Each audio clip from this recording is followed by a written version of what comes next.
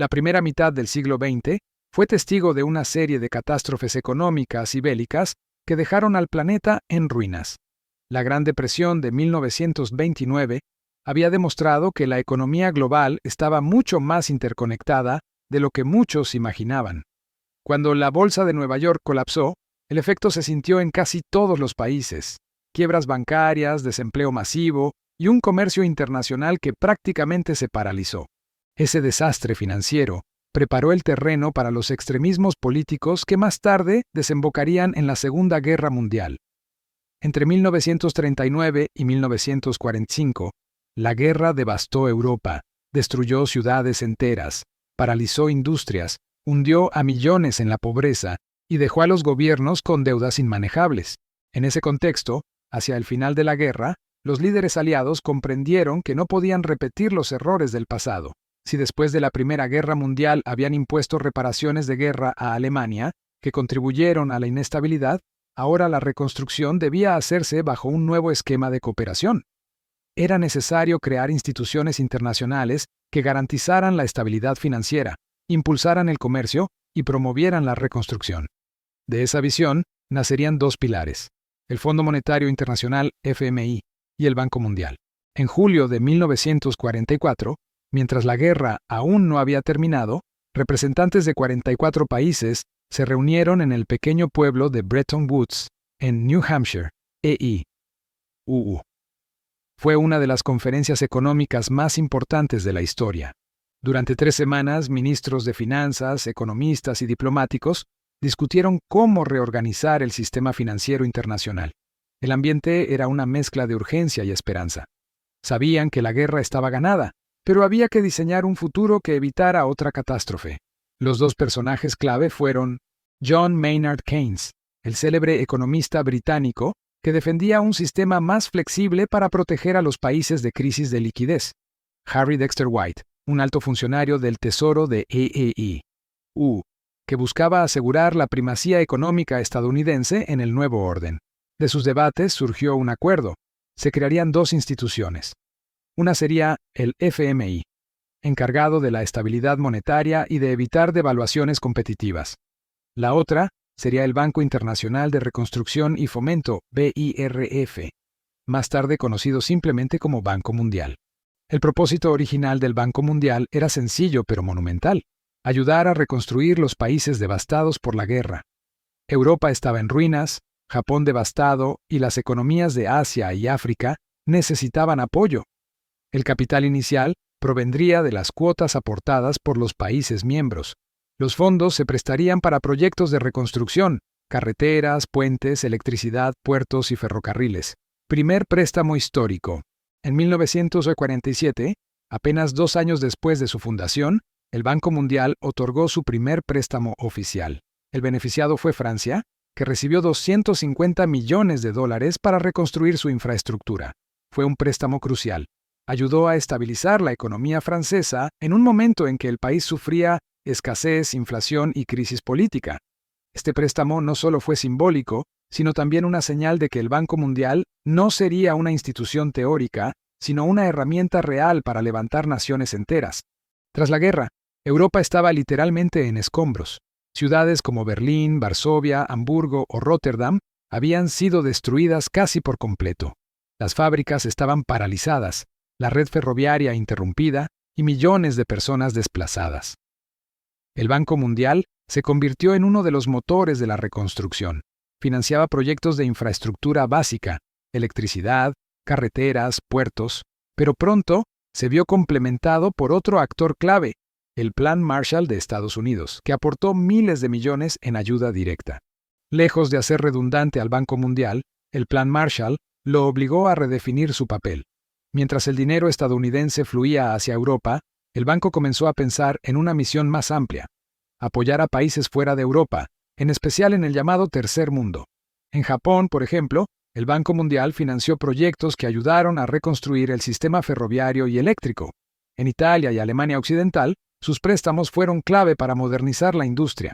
Cuando Europa y Japón comenzaron a estabilizarse gracias al Plan Marshall y al propio Banco Mundial, surgió una pregunta fundamental: ¿cuál sería ahora la misión principal del Banco Mundial? La respuesta fue un giro hacia el mundo en desarrollo. A finales de los años 50, las antiguas colonias en Asia y África empezaban a independizarse. Estos países enfrentaban enormes desafíos: altos niveles de pobreza, falta de infraestructura, sistemas educativos precarios y economías dependientes de materias primas. El Banco Mundial vio allí un campo de acción. Dejó de ser solo un banco para la reconstrucción de países devastados por la guerra y se convirtió en un banco para el desarrollo económico de largo plazo. Grandes proyectos de infraestructura. Durante los años 60, la institución financió proyectos que transformaron regiones enteras, represas hidroeléctricas en India y Pakistán, como la famosa represa de Bakra, que generó energía y permitió irrigar millones de hectáreas. Carreteras y puertos en América Latina, que facilitaron el comercio. Sistemas de telecomunicaciones en África, que conectaron países aislados.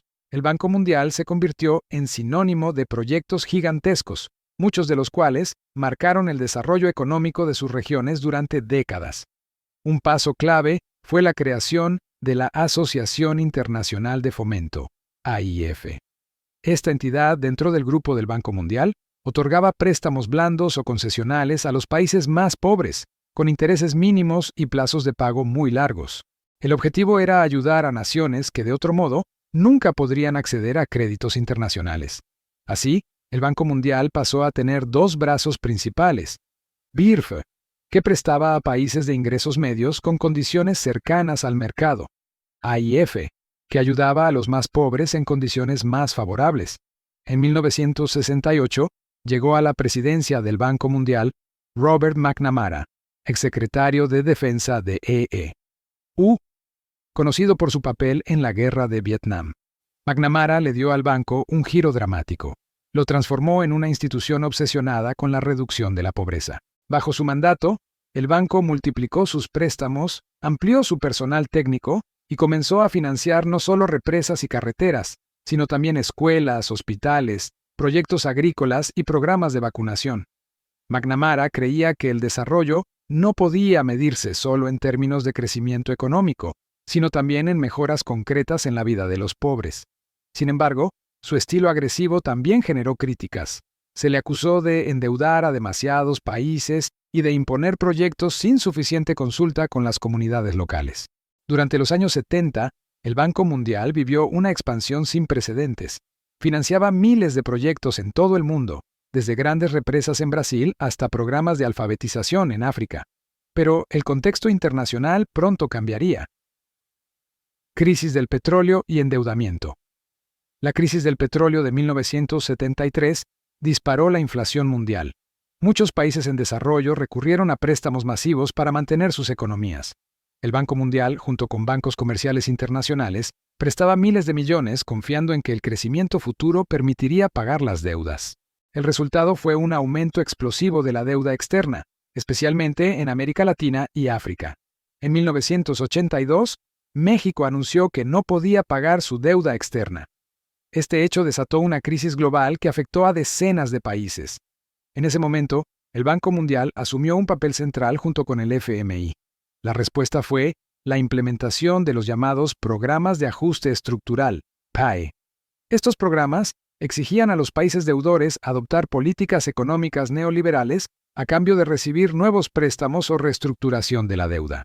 Las medidas incluían privatización de empresas estatales, reducción del gasto público en salud y educación, apertura al comercio internacional, eliminación de subsidios.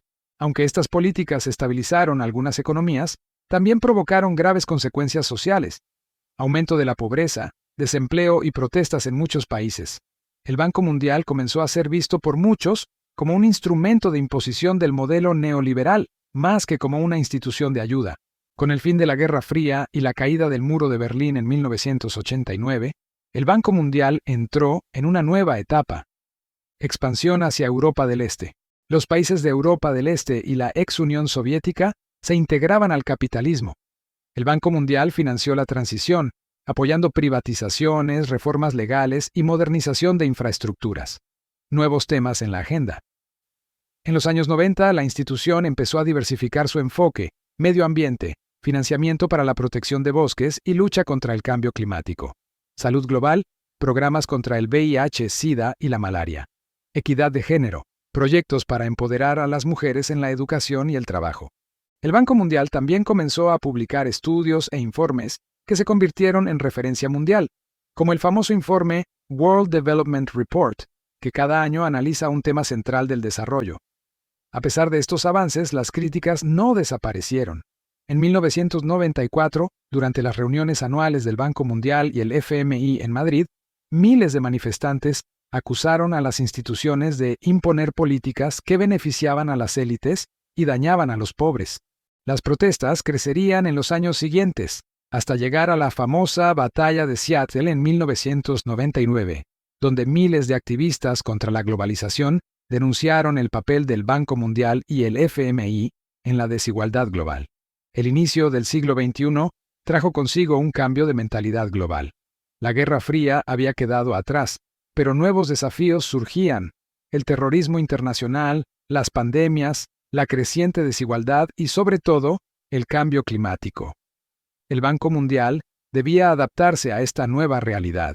En los años 90 y hasta 2005, la presidencia de James Wolfenson marcó un cambio en el tono del banco. Wolfenson declaró que la corrupción era el cáncer del desarrollo y lanzó iniciativas para exigir más transparencia a los gobiernos que recibían préstamos. Durante su gestión, el banco se involucró también en programas comunitarios, buscando llegar directamente a poblaciones pobres sin depender exclusivamente de los gobiernos. En 2005, fue nombrado presidente Paul Wolfowitz, exfuncionario del Departamento de Defensa de EII, y figura clave en la guerra de Irak. Su llegada fue muy polémica. Muchos lo veían como un político más que como un experto en desarrollo. Su mandato terminó abruptamente en 2007 tras un escándalo de corrupción relacionado con un aumento salarial otorgado a su pareja dentro del banco. Este episodio dañó la reputación de la institución, alimentando críticas sobre la politización de su liderazgo. Durante esta década, el ascenso de China como potencia económica desafió al Banco Mundial. China comenzó a otorgar préstamos bilaterales a países africanos y latinoamericanos sin las condiciones estrictas del Banco Mundial o el FMI. Esto hizo que muchos países en desarrollo vieran a Pekín como una alternativa más atractiva, debilitando la influencia tradicional del banco. La gran recesión mundial de 2008 puso al Banco Mundial nuevamente en el centro. La institución destinó miles de millones de dólares a rescatar proyectos en países en desarrollo y a financiar programas sociales de emergencia. Sin embargo, la crisis también dejó claro que la interdependencia global había alcanzado niveles sin precedentes. Ya no se trataba solo de ayudar a los países pobres, sino de mantener a flote toda la economía mundial. En 2015, la ONU lanzó los Objetivos de Desarrollo Sostenible, ODS, una agenda global para erradicar la pobreza, reducir desigualdades y combatir el cambio climático hacia 2030. El Banco Mundial se alineó con esta visión, convirtiendo el financiamiento climático en uno de sus pilares. Se comprometió a reducir su apoyo a proyectos con combustibles fósiles y a aumentar la inversión en energías renovables, transporte sostenible y resiliencia climática. La competencia de nuevas instituciones. Ese mismo año, China fundó el Banco Asiático de Inversión en Infraestructura, BAI, que rápidamente atrajo a decenas de países como miembros fundadores. Este banco se convirtió en un competidor directo del Banco Mundial en el financiamiento de proyectos de infraestructura. Además, el nuevo Banco de Desarrollo de los BRICS, Brasil, Rusia, India, China y Sudáfrica, se presentó como otra alternativa al modelo occidental. Esto obligó al Banco Mundial a ser más flexible y eficiente para no perder relevancia. Durante décadas, uno de los informes más influyentes del Banco Mundial fue el ranking Doing Business, que evaluaba qué tan fácil era abrir y operar una empresa en cada país. Pero en 2021, se descubrió que altos directivos habían manipulado datos para mejorar la posición de países como China y Arabia Saudita. El escándalo fue tan grave que el banco decidió cancelar el informe, dañando su credibilidad en materia de transparencia.